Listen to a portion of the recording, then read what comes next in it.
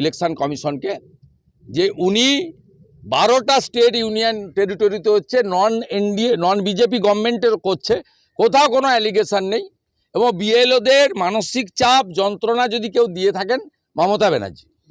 এক, additional রেমুনারেশনের file আটকে রেখেছেন।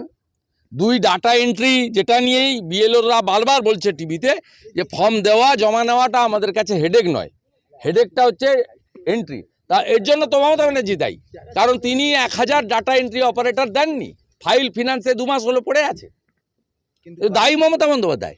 এবং আমরা পরিষ্কার বলেছি মমতা বন্দ্যোপাধ্যায় শুধু ভোট চুরি করেন না, তার লোকেরা 2024 লোকসভা নির্বাচনে ক্যামেরা বন্ধ রেখেছিলেন।